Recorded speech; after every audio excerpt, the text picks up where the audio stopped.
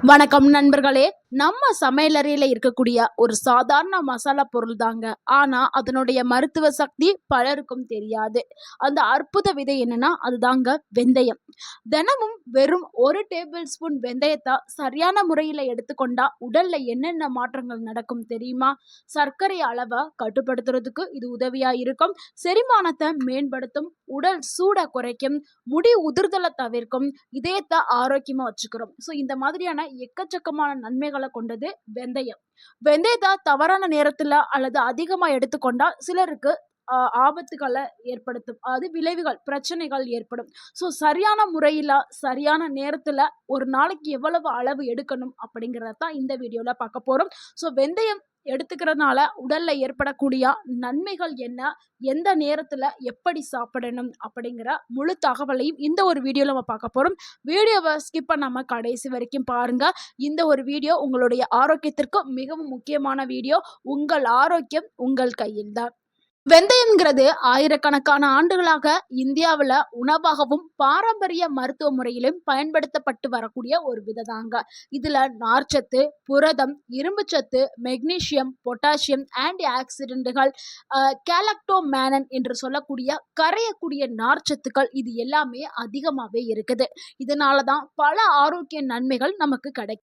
வெந்தயம் தினமும் சாப்பிட்றதுனால உடல்ல ஏற்படக்கூடிய நன்மைகளை பார்த்தரலாம். அதுல முதலாவது நன்மை, சர்க்கரை நோயாளிகளுக்கு இது ஒரு சிறந்த உணவா இருக்கு. வெந்தயத்துல இருக்கக்கூடிய கரையக்கூடிய நார்ச்சத்து, அதாவது கார்போஹைட்ரேட் உறிஞ்சுறதா மெதுவாக்குறதுக்கு உதவியா இருக்குது. இதனால ரத்த சர்க்கரை திடீரென உயர்வதை குறைக்கிறதுக்கு வெந்தயம் பயன்படுது.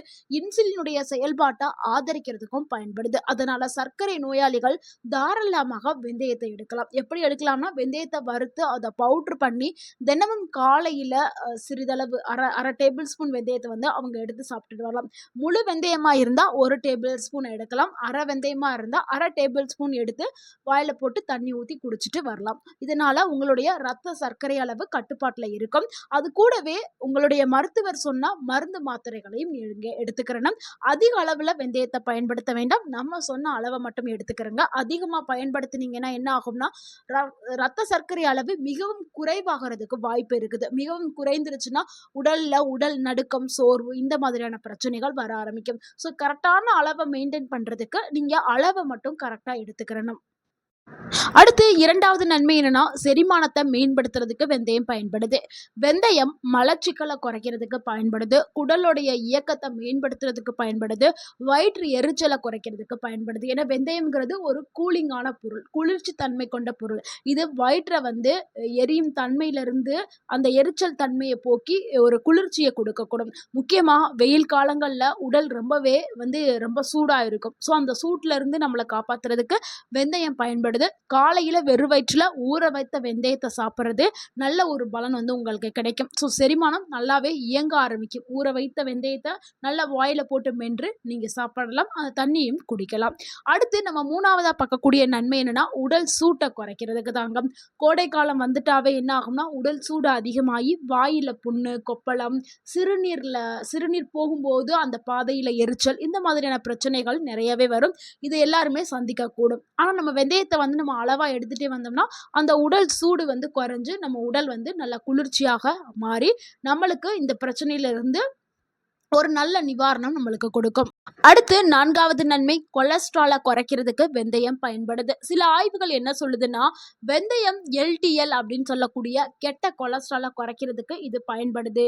அதாவது நல்ல கொழுப்புகளான நல்ல கொலஸ்ட்ரால் HDL சொல்லக்கூடிய நல்ல கொலஸ்ட்ராலை பாதுகாக்கிறதுக்கு வெந்தயம் பயன்படுறதாக சில ஆய்வுகள் சொல்லுது. இதனால இதயம் ஆரோக்கியமாக ஆக்கப்படும். ஸோ இதயம் சுற்றி இருக்கக்கூடிய கெட்ட கொலஸ்ட்ரால் எல்லாத்தையுமே வெந்தயம் கரைக்கிறதுனால கொலஸ்ட்ரால் இருக்கிறவங்க தாராளமாக வெந்தயத்தை எடுத்துக்கலாம்.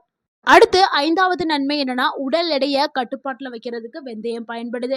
வெந்தயத்தில் இருக்கக்கூடிய நார்ச்சத்து வயிறு நிறைந்த ஒரு உணர்வை கொடுக்குது. இதனால அதிக நேரம் பசி எடுக்காம அடிக்கடி சாப்பிடக்கூடிய பழக்கத்தையும் குறைக்கிறதுக்கு வெந்தயம் பயன்படுது. சிலரெல்லாம் தேவையற்ற ஸ்நாக்ஸ் சாப்பிடுவாங்க, நிறைய சாப்பிடுவாங்க. அப்படி சாப்பிட்டுட்டே இருக்கும்போது என்ன ஆகும்னா, கலோரி உடலுக்குள்ள அதிகமாக சேர்ந்து உடல் பருமன் ஏற்படும். ஸோ அதை தடுக்கிறதுக்கு வெந்தயம் பயன்படுது. ஸோ வெந்தயத்தை தொடர்ந்து எடுக்கும்போது என்ன ஆகும்னா, உடல்ல இருக்க இருக்கக்கூடிய கெட்ட கொழுப்புக்கள் வந்து கரைய ஆரம்பிக்கும். அதே மாதிரி உடல்ல வந்து மெட்டபாலிசம் வந்து அதிகமாகும். ஸோ மெட்டபாலிசம் ஸ்பீடா இயங்க ஆரம்பிச்சுச்சுன்னா, ஆட்டோமேட்டிக்கா நீங்க சாப்பிடக்கூடிய உணவுகள் எல்லாமே நல்ல செரிமானம் ஆயிரும். அப்புறம் கொழுப்புக்கள் தங்குறதையும் அது தடுக்க ஆரம்பிச்சிடும். இதனால உடல் எடை சூப்பரா குறைய ஆரம்பிச்சிடும். இது கூடவே நீங்க உடற்பயிற்சி மேற்கொண்டா நல்ல ஒரு பலன்கள நீங்க அனுபவிக்கலாம். அடுத்து 6வது நன்மை என்னன்னா, பெண்களுக்கு வெந்தயம் ஒரு சிறந்த உணவா இருக்குது. ஏன்னா, சில பெண்களுக்கு அந்த மாதவிடாய் வரும்பொழுது வலி ஏற்படும். ஸோ, மாதவிடாய் டைம்ல ரொம்பவுமே சிரமப்படுவார்கள். ஸோ, அந்த வலிகள போக்குறதுக்கு வெந்தயம் பயன்படுவதாக சில ஆய்வுகள் சொல்லுது. நம்மளுடைய முன்னோர்கள் காலத்துல இருந்தே பெண்களுக்கு அந்த டைம்ல அடிவயிறு வலிக்கும்போது, சிறிதளவு வெந்தயத்த எடுத்து வாயில போட்டுட்டு தண்ணி குடிக்கிறது வழக்கமா இருக்கும். ஸோ, அத செய்யும்போது வலி வந்து கொஞ்சம் கொஞ்சமா குறைய ஆரம்பிக்கும். ஆனா, பால் குடுக்குற தாய்மார்கள் பால் சுரப்ப வந்து அதிகரிக்கிறதுக்காக வெந்தயத்த உணவுல வந்து பயன்படுத்தலாம். ஏன்னா, அப்படி பயன்படுத்தும் போது அவங்களுக்கு பால் சுரப்பு வந்து அதிகரிக்கும். அடுத்து 7வது நன்மை, முடி வளர்ச்சிக்கு வெந்தயம் வந்து ஒரு சிறந்த உணவா இருக்குது. வெந்தயத்த ஊற வைத்து, அத அரைத்து, அது நல்ல மையா அரைச்சிரணுங்க. அது கூட நீங்க வேற பொருட்கள் செம்பருத்தி இலை இந்த மாரி சேர்க்கறாங்களும் சேர்த்துக்கலாம். நல்ல மையா அரைத்து நம்ம முடியில தடவிட்டு வந்தோம்னா, முடி உதிர்தல் பிரச்சனை வந்து குறைய ஆரம்பிச்சிரும். தலையில இருக்கக்கூடிய பொடுகு குறையும். முடி ரொம்பவே சாஃப்ட்டா மாறிடும்.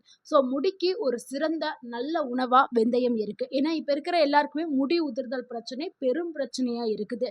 ஸோ அதை ஈடுகட்டுறதுக்கு சரி பண்றதுக்கு வெந்தயம் பயன்படுது. அடுத்து 8வது நன்மை என்னன்னா, சருமத்திற்கு ஆரோக்கியத்தை கொடுக்கறதுக்கு வெந்தயம் பயன்படுது. வெந்தயத்துல இருக்கக்கூடிய ஆன்டி ஆக்சிடென்ட்கள் முகங்கள்ல இருக்கக்கூடிய முகப்பருக்களையும், சரும எரிச்சல், வறட்சி இது எல்லாத்தையுமே போக்குறதுக்கு வெந்தயம் பயன்படுது. சிலருடைய முகம்லாம் பார்ப்பதற்கு ரொம்பவுமே ட்ரையா இருக்கும், வறட்சியாய் போயிருக்கும்.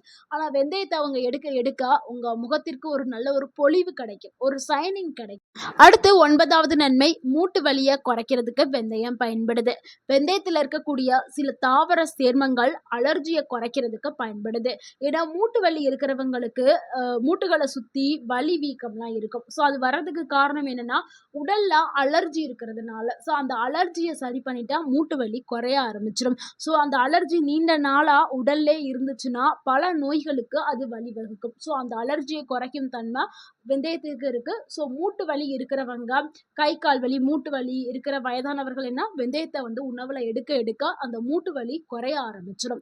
அடுத்து 10வது நன்மை என்னன்னா, நோய் எதிர்ப்பு சக்திக்கு வெந்தயம் வந்து பயன்படுதுங்க.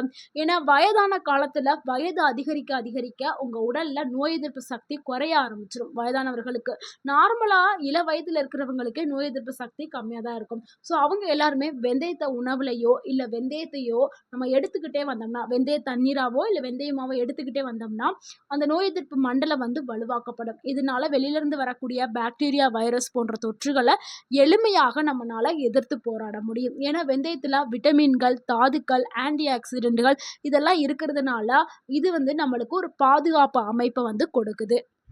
இவ்வளவு நேரம் நம்ம வெந்தயத்தோட நன்மைகளை பார்த்தோம். இப்ப எப்படி வெந்தயத்தை சரியான முறையில சாப்பிடுறது அப்படிங்கிறத பார்த்தரலாம். ஒரு மெத்தட் என்னன்னா, இரவு முழுக்க நீங்க வெந்தயத்தை ஊற வைக்கணும். 1 டேபிள் ஸ்பூன் வெந்தயத்தை எடுத்து 1 கிளாஸ் தண்ணியில இரவு முழுக்க ஊற வச்சு காலையில நீங்க அந்த வெந்தயத்தை நல்லா வாயில போட்டு மென்று தண்ணியை குடிக்கலாம். ஸோ இது ஒரு மெத்தடுங்க. இல்லைன்னா என்ன பண்ணுங்க, இன்ஸ்டண்டா சிலர் சாப்பிடுவாங்க. காலையில எந்திரிச்சு காலையில சாப்பிடுவாங்க. அதுக்கு என்ன பண்றீங்கன்னா, வெந்தயத்தை 1 டேபிள் ஸ்பூன் வெந்தயத்தை எடுத்து 1 கிளாஸ் தண்ணியில கொதிக்க வச்சு ஒரு 5 நிமிஷம் கொதிக்க வச்சு அப்படி வெதுவெதுப்பான நிலையில குடிக்கலாம்.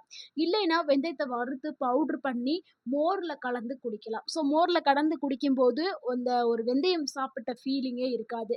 ஸோ அதை வந்து நம்ம மதியான டைம்ல மோர் குடிப்பீங்களா, அதுல வெந்தயத்தை பவுடரை போட்டு குடிக்கலாம். இல்ல வெறுமனமே காலையில வெறும் வயிற்றுல வெறும் வெந்தய பவுடர் போட்டு தண்ணியை குடிச்சு நம்ம வேலையை முடிச்சிடலாம். இரவுல சாப்பிட்றதா இருந்தா, நீங்க ரொம்பவுமே அளவு கம்மியா அதனால நீங்க காலையில சாப்பிட்றது தான் ரொம்பவுமே பெஸ்ட்டு. வெந்தயத்த சாப்பிட்றதுக்கு சிறந்த நேரம் காலை நேரம் தான். அத விட்டா மதியானம் எடுத்துக்கிறங்க. அதையும் தவிர்த்துட்டே அப்புட்ன்னா, இரவுல கொஞ்சமா தான் எடுக்கணும். மோஸ்ட்லி இரவுல தவிர்க்கிறது ரொம்பவே நல்லது. ஒரு நாளைக்கு ஒரு டைம் தாங்க எடுத்துக்கிறணும். அதுவும் 1 டேபிள் ஸ்பூன் வெந்தயம் தான் எடுத்துக்கிறணும். அதுக்கு மேல எடுக்க வேண்டாம். அதிகமா எடுத்தீங்கன்னா, ஆபத்துகளை ஏற்படுத்தும். ஸோ அளவா எடுத்தீங்கன்னா, நீங்க மருந்தா உங்க உடலுக்கு செயல்படும். யாரெல்லாம் ரொம்ப கவனமா வெந்தயத்தை எடுக்கணும் அப்புட்ன்னா, கர்ப்பிணி பெண்கள், குறைந்த இரத்த சர்க்கரை பிரச்சனை இருக்கிறவங்க, ரத்தம் உறையாமல் செய்யக்கூடிய மருந்து மாத்திரை எடுக்கிறவங்க, இவங்க எல்லாருமே வெந்தயத்தை கவனமா தான் கையாளணும். வெந்தயத்தை அதிகமாக சாப்பிட்டீங்கன்னா வயிற்றுப்போக்கு, வாய்வு, வயிற்று வலி, சர்க்கரை அளவு மிகவும் குறைதல், சிலருக்கு ஒவ்வாமை இதெல்லாம் ஏற்படும். அதனால நம்ம சொன்ன அளவை மட்டும் எடுத்துக்கிறங்க. நண்பர்களே, வெந்தயம்ங்கிறது ஒரு சின்ன விதையா இருந்தாலும் அதனுடைய ஊட்டச்சத்து மதிப்பு மிக பெரிய அளவுல இருக்குது. அதனால வெந்தயத்த நீங்க உணவுல எடுத்துக்கிட்டாலும் சரி, தனியா எடுத்துக்கிட்டாலும் சரி, நம்ம சொன்ன முறையில எடுத்துக்கிறங்க. பலவிதமான நன்மைகள் உங்களுக்கு கிடைக்கும். இந்த தகவல் உங்களுக்கு பயனுள்ளதா இருந்திருந்தா இந்த வீடியோக்கு ஒரு லைக் பண்ணுங்க. இந்த வீடியோவ உங்களுடைய ஃப்ரெண்ட்ஸ் அண்ட் ஃபேமிலிக்கு ஷேர் பண்ணுங்க. மறக்காம நம்ம சேனலை சப்ஸ்கிரைப் பண்ணுங்க, சப்போர்ட் பண்ணுங்க, கமெண்ட் பண்ணுங்க. தேங்க்யூ ஃபார் வாட்சிங் அண்ட் வாழ்க வளமுடன். உங்கள் ஆரோக்கியம் உங்கள் கையில் தான். மறக்காம கமெண்ட்ல வெந்தயம் இல்லனா ஃபெனுக்ரிக் அப்படின்னு டைப் பண்ணுங்க. தேங்க்யூ.